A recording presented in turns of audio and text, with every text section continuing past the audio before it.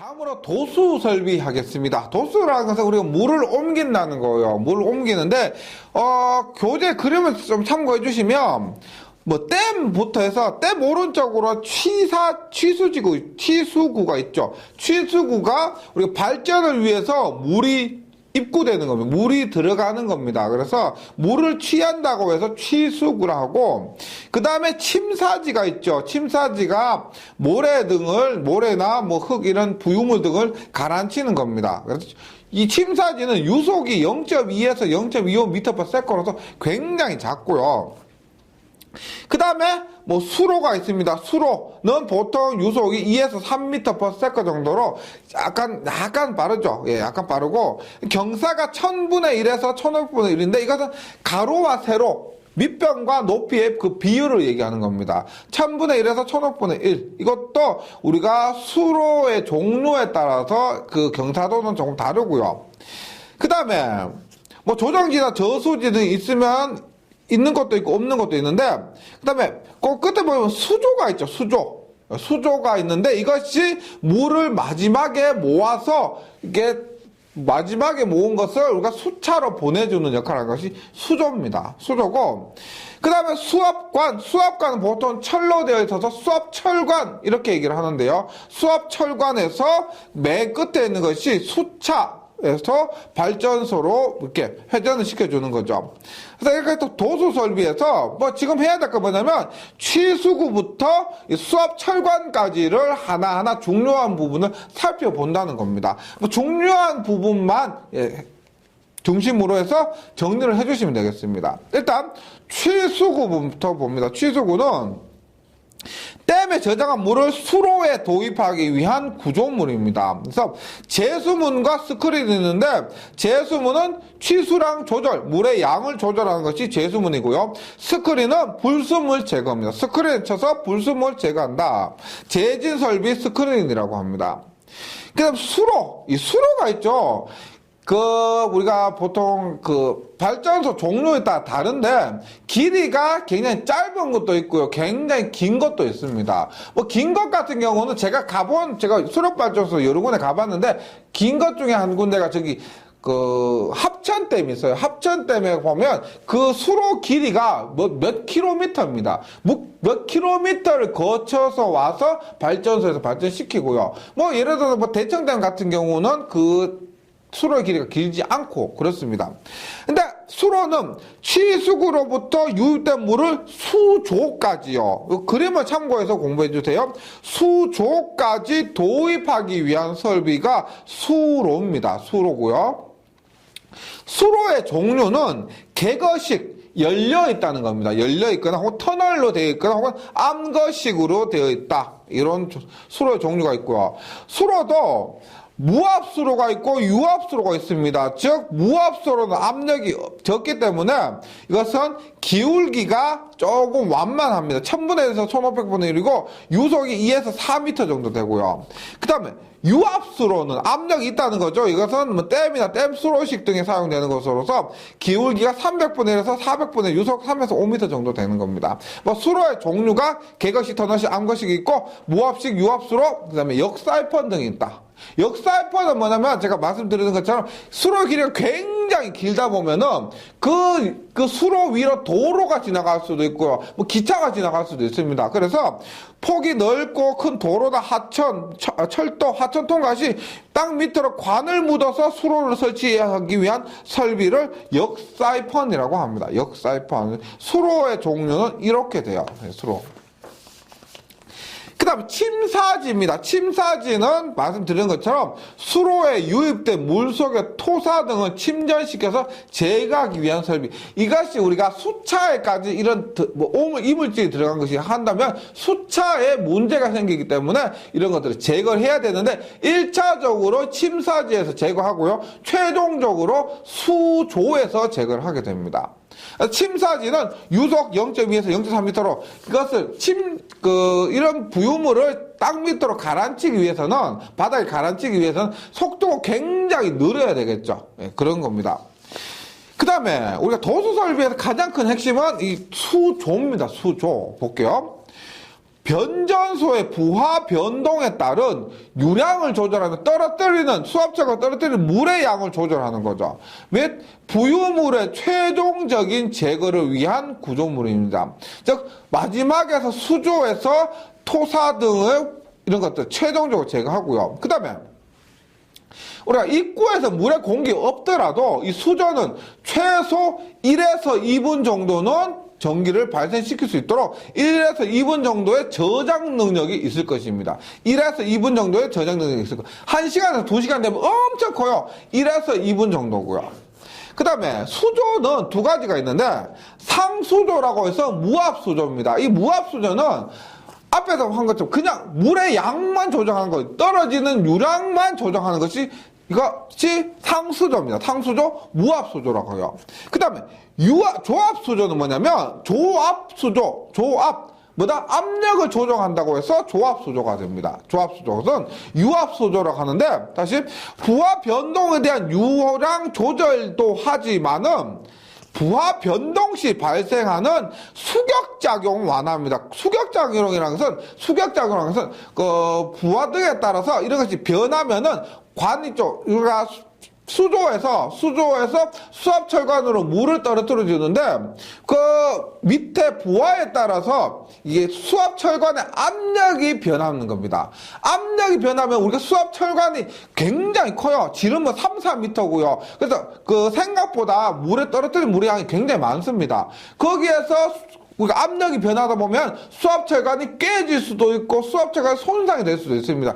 그것을 방지하기 위해서 수조 자체에서 내려가는 압력까지 조절해 주는 거예요. 양뿐만이 아니고 압력까지 조정을 해준다는 겁니다. 그래서 수격작용을 완화시켜서 관내 압력을 조정해 주는 거고요. 그 다음에 수격작용 완화 흡수해서 수압철관 보호. 가장 큰 목적은 이겁니다. 조압수조는 압력을 조정해서 수압철관을 보호하는 거. 수압철관이 깨지거나 파손되는 이것을 방지하는 거예요. 그러면 조압수조를 우리가 서지 탱크 이렇게도 얘기를 하는데 조압수조는 영어로 서지 탱크라고 얘기를 하는데 이 종류가 3개가 있습니다. 단동 조압수조 말 그대로 단순하게 동작한다는 겁니다. 수조가 있는데 수조의 높이만을 증가시킨 수조입니다. 그래서 상수조보다는 복잡한데 이 수조의 높이만을 증가시켜서 압력의 변화를 조정할 수가 있습니다. 이것은 단동조압수조고요. 그 다음 잘 나오는 건 차동조압수조가 있습니다. 차동조압수조는 뭐냐? 라이저라는 상승관을 가진 수조예요. 우리가 그 수조 위에 이런 상승관이 있습니다. 물이 만약에 많아지면 이 상승관이 올라가고 없어지면 내려가고 그 상승관을 둔 것만으로도 이런 압력 조절이 굉장히 잘 되고요. 이렇게 라이저라는 상승관을 통해서 서징 주기가 시간이죠. 서징 급격하게 증가하는 그런 시간이 최대가 됩니다. 그래서 차동조압수조는 서징 주기 최대 외워주시고요. 그러니까 수실조압수조는 실이 뭐예요? 방이죠, 방. 물이 들어가는 방이 있다는 겁니다. 그래서 수조의 수조 상하부 측면에 수실을 가진 방을 가지고 물이 들어가는 그 공간을 따로 만들었다는 겁니다. 그래서 얘는 수심이 깊을 경우에 이 수실조압수조가 가장 유용하게 됩니다. 그 다음에 수압철관이 있어요. 수압철관은 말씀드렸지만은 수조에서 물을 보내서 수차까지 도달하는 그 통로로 얘기합니다. 통로에서 상수조에서 압력 있는 물을 수차에 도수하기 위한 관인데 수압관의 유량입니다. 유량은 단위가 세제곱미터/세커죠. 그래서 4분의 파이드의 제곱 V. 유량은 말씀드렸지만 이렇게 유량 Q는 AV입니다. AV인데 수압철관 지금 이렇게 생겼어요. 이렇게. 얘가 지금 지름이 D면 면적은 얼마예요? 반지름 곱하기 3.14니까 반지름 얼마?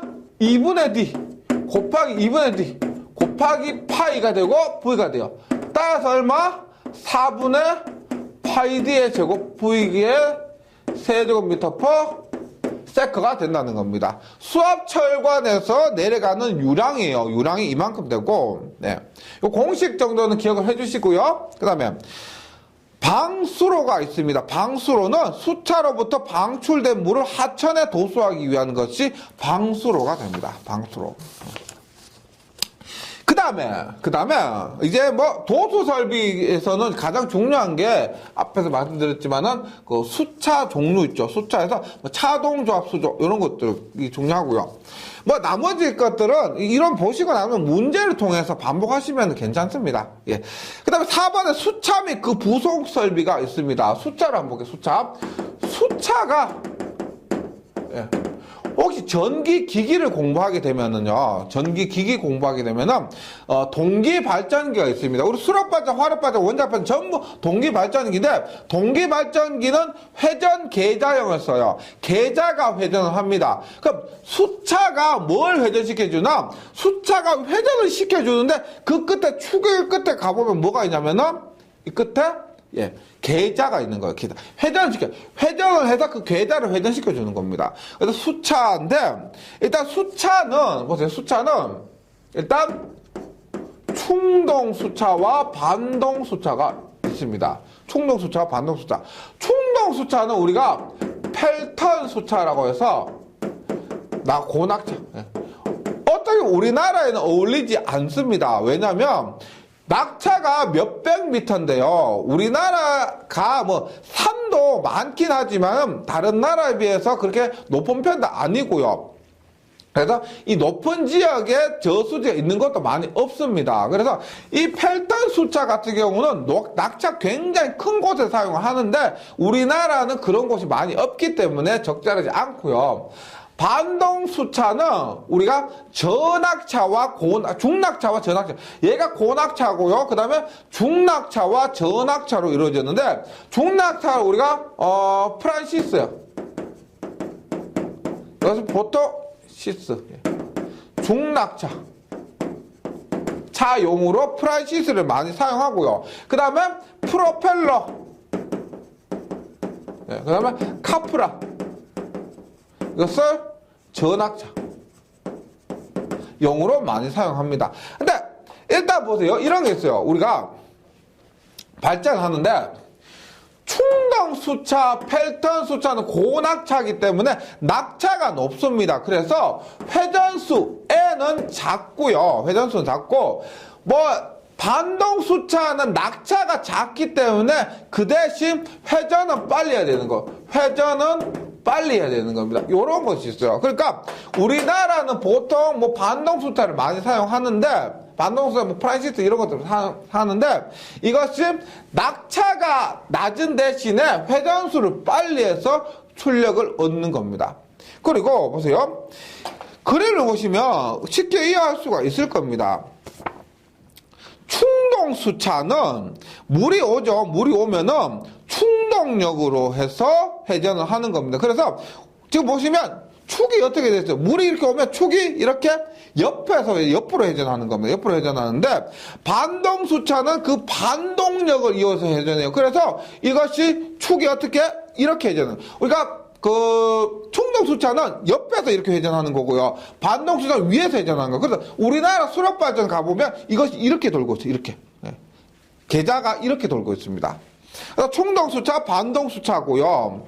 일단 펠턴 수차가 시험에 가장 많이 나죠. 왜냐하면 유일한 충동 수차이기 때문에 그렇습니다. 그럼 봅니다. 펠턴 수차가 유일한 충동 수차로서 노즐의 분산, 노즐이란 것은 물 끝부분이에요. 노즐 아시죠? 예, 물을 뱉어내는 부분이요. 노즐의 분사물이 수차의 버킷이에요. 버킷이 여기 그림상에서는 날개 같은 거 있죠. 날개를 버킷이라고 합니다. 그 날개에 직접 때려요. 그 충동력에 의해서 회전하는 겁니다. 그래서 그 수차의 버킷에 충돌하는 충동력으로 런너가 이 중간 통째 몸통을 얘기합니다. 런너를 회전시키는 구조고 중낙차나 고낙차에 이용을 합니다. 보통 고낙차고요. 보통 350m 이하 정도, 300 이상 정도, 350m 정도 이상일 때 펠턴을 많이 사용합니다. 그래서 얘는 또 경부하죠. 효율이 부하가 적을 때 있죠. 경부하시 효율이 더 좋고요. 구조는 노즐이 있습니다. 노즐이라는 것은 보세요. 단면이 원형이 관으로서 중앙에서 전후로 움직여 유량을 조절하는 니들이 있고 이런 거예요. 우리가 물이 만약 이렇게 오자, 물이 이렇게 합니다. 여기서 물을 이렇게 뱉어내요. 이렇게 해서 숫자의 버킷에 이렇게 충돌시키는 겁니다. 이렇게 있으면 날개에 이렇게 충돌시키는 거예요. 이것을 우리가 노즐이라고 합니다. 노즐인데 여기에 니들 밸브라고 해서 니들이 바늘이죠, 바늘. 이거세요, 이거. 우리가 서버 모터를 통해 이 니들 밸브를 이렇게 예, 왔다리 갔다리 조정할 수가 있습니다. 얘를 조정을 하게 되면은 물의 양이 보세요. 막 이만큼 왔다가 뭐 어떻게 돼요? 이만큼 왔다면 물이 거의 나가지 않죠. 근데 이 뒤로 가면은 물이 많이 나옵니다. 즉, 요 놈을 니들 밸브라고 하는데 노즐에서 니들 밸브를 전후로 왔다리 갔다리 하면서 유량을 조절하는 겁니다. 그래서 중앙에서 전후로 움직여 유량을 조절하는 니들이 있고 유압으로 동작하는 조속기 서브 모터에 의해서 조작한다. 이 니들 밸브를 조속기가 속도 조절기죠. 속도 조절을 위해서 유량을 조절하는데 그 신호를 이 니들 밸브를 그 서버 모터 통해서 조작한다는 겁니다. 서버 모터를 통해서 이 니들 밸브를 조정해서 유량을 조절하고 유량을 조절하면 이 회전 속도가 조절된다 이 말이죠. 그 다음에 니들 밸브를 우리가 존슨 밸브라고 하는데 유량 조절에 의해서 회전 속도를 조절하는 것이 니들 밸브고요. 러너가 축입니다. 주축. 예, 주축이고 그냥 전향장치가 뭐예요? 전향장치가 방향을 바꾸다 전향이요. 방향을 바꿀 수가 있다 이 말입니다. 그래서 디플렉터라고 하는데 전향장치 디플렉터라고 하는데 유수의 방향 전환에 의한 수격작용을 방지한다 이런 것들과 펠턴 수차에는 뭐 노즐은 다 아실 거고요. 뭐 니들 밸브, 물 유량 조절, 전향장치 이런 것들이 있다 한 거고요. 그 다음에 반동 수차에서 프란시스입니다. 프란시스는 반동 수차의 일종으로서 30에서 400m 정도의 중낙차에 이용하고요. 적용할 수 있는 낙차 범위가 가장 넓지요. 네, 넓습니다. 구조는 런너. 지금 우리가 앞에 그리 보시면 런너가 축과 연결된 이 부분을 우리가 런너라고 합니다. 그래서 볼트나 용접등으로 주축에 연결된 것으로서 바람개비 모양으로 약간 경사지게 부착되어서 물의 유입에 따라 일정 방향으로 회전할 수가 있고요. 그 다음에 케이싱, 물방울이 런너로 들어가는 것을 방지한 케이싱이에요. 케이싱. 안내 날개가 우리가 이거 펠턴 수차에서 니들 밸브가 뭐였어요? 니들 밸브가 왔다 갔다 하면서 유량 조절하는 거죠. 그래서 회전 속도 조절하는 건데 여기에서 안내 날개가 이거 반동 수차에서 안내 날개, 충동 수차에서 니들 밸브라고 보시면 됩니다. 그래서 런너 바깥 둘레 스피드 링에 연결돼서 유수에 적당한 방향을 주어 필요한 유량을 런너에 공급하는 거. 필요한 유량을 런너에 공급해서 회전 속도를 조정할 수 있는 것이 안내 날개입니다. 그래서 니들 밸브, 안내 날개 이렇게 기억하시면 되고요. 그 다음에 카플란 수차예요. 카플란 수차는 전악차예요. 전악차의 카플란은 어떤 부하에서도 얘는 고효율로 운전 가능하고요. 가능하고 얘는 유량에 따라 맞는 경사각을 얻을 수 있는데 이 프로펠러 수차가 밑에 있는데 프로펠러 수차에서 런너의 각도를 이렇게 조정할 수가 있습니다. 런너의 각도를 조정해서 회전수를 더 조정할 수가 있어서 우리가 고효율로 운전 가능하다는 거예요. 예. 그 다음에 보통 30m 이하에서 주로 사용되나 최근에는 70m 이상에서도 사용될 수가 있고요. 프란시스 수차와 비교했을 때 고속에서 사용, 말씀드렸지만 속도가 느리면 느릴수록, 그러니까 낙차가 낮으면 낮을수록 속도는 빠릅니다. 그래서 고속에서 사용하기 때문에 비싸고, 근데 가격이 싸고요. 요것이 우리가 프란시스보다 이거 카플란이 가격 면에서 쌉니다. 더 싸요. 그다음에 효율도 좋고요. 근데 소형으로 되어 있기 때문에 발전소 건물비가 적습니다. 그 용량을 더 크게 못하는 건 소형으로 되어 있다는 겁니다. 그다음에 사용 유량은 낙차 변동에 대해서 날개각을 바꾸면서 앞에서 말씀드렸지만 고효율로 유지가 가능하다는 거고. 그다음 프로펠러 있는데 프로펠러 수차는 경우에 따라 날개 수를 늘리기도 하고 날개를 높이거나 낮추어서 효율을 좋게 하는 겁니다. 날개를 조절하는 거예요. 날개를 뭐 2개, 4개 이렇게 조정할 수도 있고요. 그 다음에 높이를 낮춰서 높이를 조정해서 효율을 조정하는 겁니다. 그 다음에 이것은 40m 이하의 전악차용으로 사용하고요. 그 다음에 뭐 여긴 없지만은 우리가 조력 발전으로 해서 튜플러 수차라고 있습니다. 얘는 15m 이하, 15m, 낙차 15m 이하 되는 그런 곳에 조력 발전용으로 튜플러 수차 이런 것도 있습니다. 그 다음에 수차의 특유 속도가 있습니다. 수차의 특유 속도 봅니다. 특유 속도가, 요거 공식 좀 기억해 주셔야 되는데, 특유 속도 우리가 NS라고 합니다. 우리가 NS를 뭐 전기기 동기 발전기에서 동기 속도라고 하는데, 여기에서는 특유 속도를 NS라고 합니다. 특유 속도를 NS. 이 NS가 뭐냐면은, 우리가 보세요. 1m, 낙차가 1m 높이에서 1kW를 발전하려면은 몇 회전 시켜야 되는가? RPM, 그때 회전 속도가 얼마냐는 겁니다. 1m, 우리 공이 지금 펠턴도 있고 프란시스 프로펠러 다 있는데, 공이 1m 높이에서 1km를 발전시키려면 그때 회전수가 얼마가 되느냐 하는 것을 우리가 특유 속도라고 하는 거예요. 특유 속도. 특유 속도는 우리가, 보세요. 일단, 회전수 곱하기 출력과도 상관이 있고 낙차와도 상관이 있습니다. NPH인데요. 요 수치가 조금 어려운데 보세요. P의 출력의 2분의 1승의 비례하고 H의 마이너스 4분의 5승의 비례합니다. 마이너스 4분의 5승이요. 그래서 NS 공식이 얼마냐면 N에 보세요. P의 2분의 1이고 마이너스니까 H의 4분의 5가 됩니다. 그래서 공식이 이렇게 나올 때도 있고요. 얼마? N 곱하기 H의 4분의 5 분의 P의 2분의 1, 4분의 5분의 2분의 1 이렇게도 나타낼 수가 있습니다. 근데 우리가 이것을 루트로 나타내면 이렇게 돼요. H의 4분의 5는 H의 1 플러스 4분의 1이죠. 는 H 곱하기 H의 4분의 1 이렇게도 나타낼 수가 있어요. 그래서 N 보세요. 요 놈을 H로 묶어내고요. H분의 N으로 하고 P의 2분의 1 쓰니까 루트로 쓸 수가 있습니다. 루트에 P고요.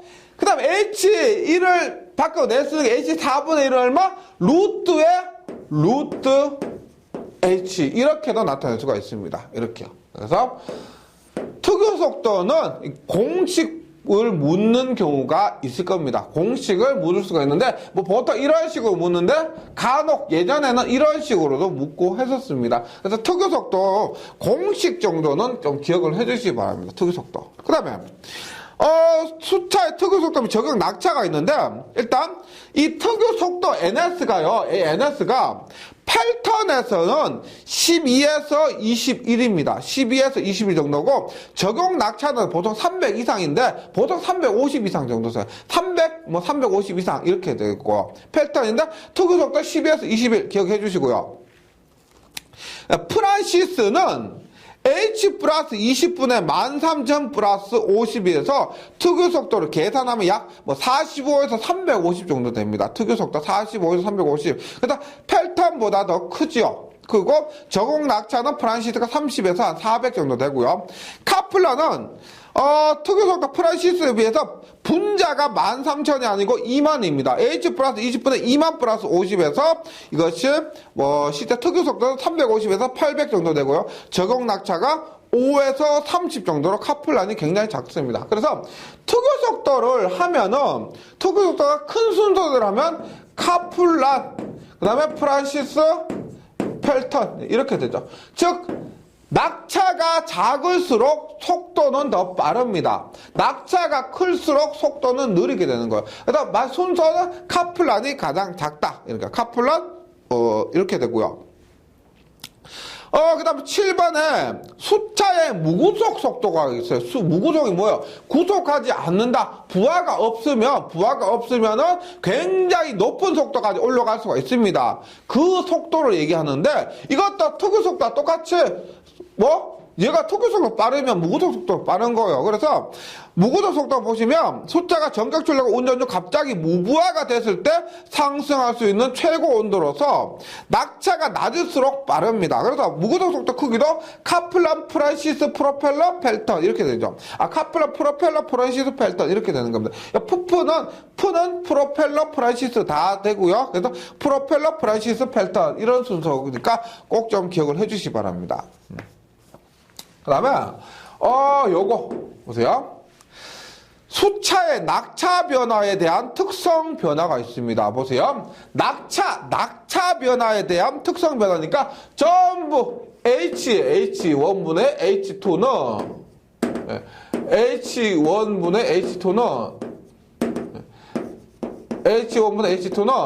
이것이 보세요. 일단 먼저 나온 회전수 N1분의 N2, 그 다음 유량 Q1분의 Q2, 그 다음 출력 P1분의 P2인데 이 값이요 어떻게 된다?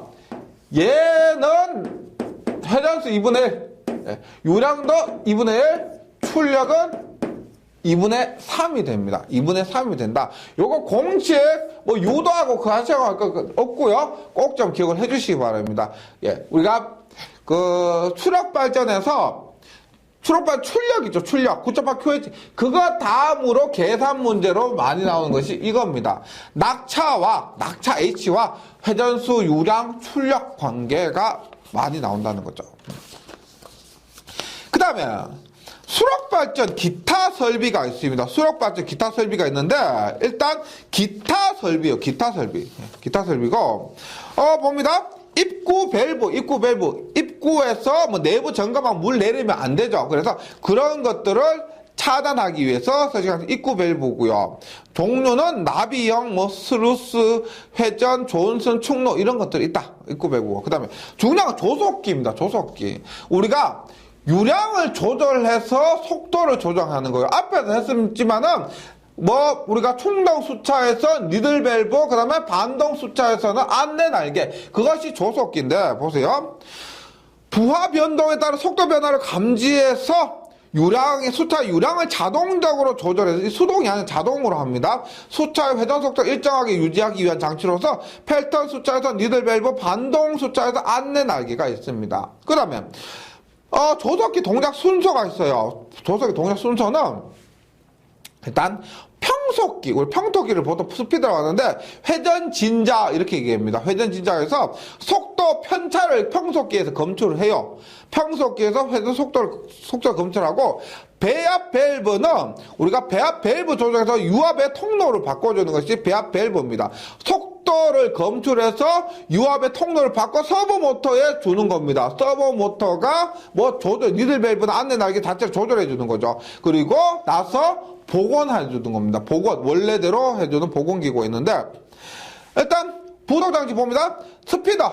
부동장치로 스피더, 수차의 회전수 변동 검출, 배압 밸브 조절해서 유압의 통로를 바꾸고요. 서버 모터는 오일의 피스톤으로 배압 밸브에 의해서 조작되며 큰 힘을 가는 안내 날개 또는 니들 밸브를 하여금 개폐를 하게 됩니다. 복원기구는 이렇게 했을 때 원래 안전 상태로 돌아오게 하는 장치를 복원기구라 하고요. 그 다음에 요것도 공정 출제가 됩니다. 부동시간과 폐쇄시간입니다. 부동시간은 부하의 변동이 생겨 서버모터 피스톤이 움직이기 시작했잖아요. 그때까지 부하 변동부터 부하가 변동하면은 서버모터가 조작해서 유량을 조절해야 됩니다. 그래서 부하 변동부터 그 다음에 서버모터 움직일 때까지의 시간을 우리가 부동시간이라고 합니다. 이것은 시간이 짧을수록 좋다고요. 그러니까 이 시간이 짧을수록 좋은데 보통 0.2에서 0.5초 사이에 해결이 돼야 된다는 겁니다. 부하 변동부터 서버부터 움직이는까지 0.2에서 0.5초까지고 이것이 부동시간이라고 합니다. 폐쇄시간은 말 그대로 폐쇄예요. 안내날개 또는 니들 밸브가 동작해서 전폐될 때까지 그러니까 이게 움직이겠죠, 맞죠? 여기에서 완전히 닫힐 때까지 걸리는 시간을 폐쇄 시간을 하면 보통 2에서 5초 정도 됩니다. 2에서 5초 정도. 예.